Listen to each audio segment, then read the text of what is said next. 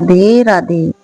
आइए हम सभी सुनते हैं कार्तिक महात्म्य का 17वां अध्याय। आप सभी को राधे राधे। नेमिशरण तीर्थ में उपस्थित ऋषि मुनियों से सूत जी महाराज ने कहा, अब मोक्ष देने वाले सब व्रतों में उत्तम एकादशी के व्रत का महत्व सुनो। एकादशी चाहे कृष्ण पक्ष की हो अथवा शुक्ल पक्ष की, उस दिन अन्न नहीं खाना चाहिए। एकादशी के दिन खाया हुआ अन्न पाप भक्षण के समान है। व्रत करने वाले को दशमी तथा द्वादशी को भी एक समय भोजन करना चाहिए।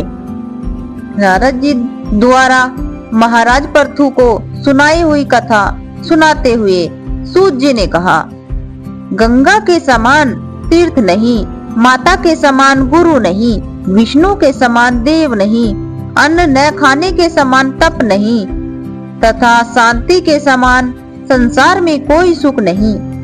सत्य के समान ज्योतिषी नहीं, कार्तिक के समान कोई मास नहीं, ज्ञान के समान कोई लाभ नहीं, तथा एकादशी के समान कोई व्रत नहीं। व्रत करने वाला प्रातःकाल उठकर भगवान का पूजन करे, पुराणों की कथा सुने और रात्रि को जागरण करे। अब आप एक प्राचीन कथा ध्यान पूर्वक सुनो।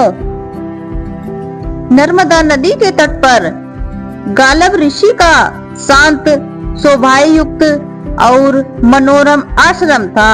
उनका पुत्र भद्रशील भगवान विष्णु का परम भक्त था।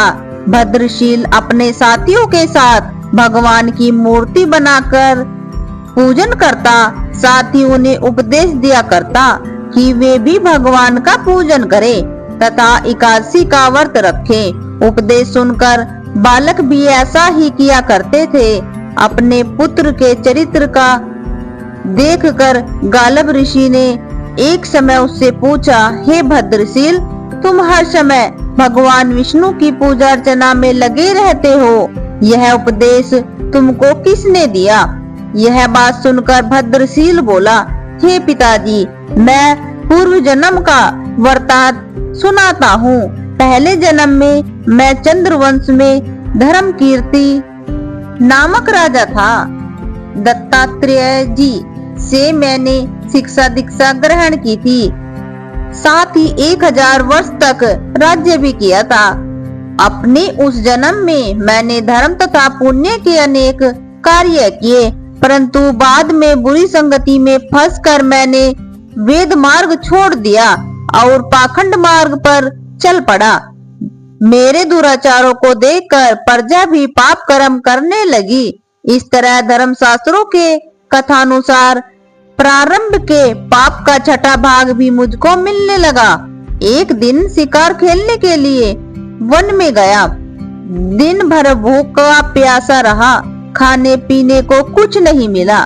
जंगल में भटक जाने के कारण शाम को मैं घूमता फिरता नर्मदा नदी के किनारे पर जा पहुंचा।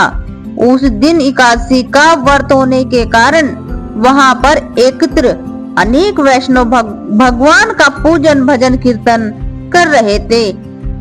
भूख प्यास से व्याकुल और हारा थका होने के कारण मैं भी रात भर वहीं पड़ा रहा, कीर्तन सुनता रहा। प्रातः काल होते ही भूख प्यास से मेरे प्राण निकल गए।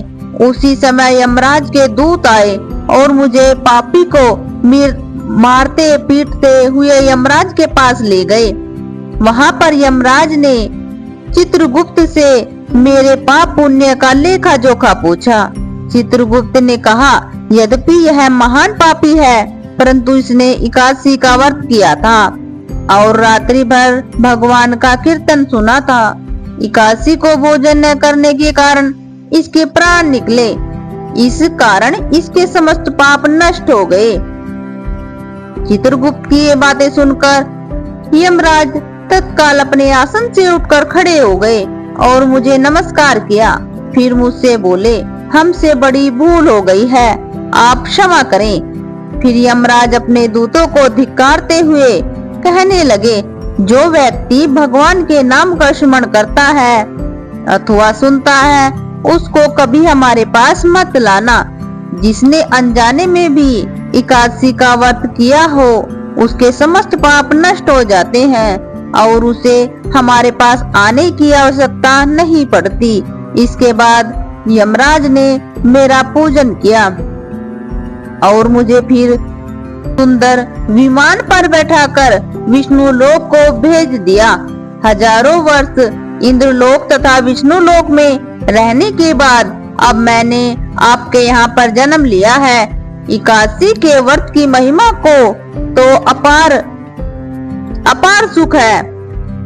जो इस कथा को सुनता अथवा सुनाता है उसके समस्त पाप नष्ट हो जाते हैं। बोलिए राधे राधे।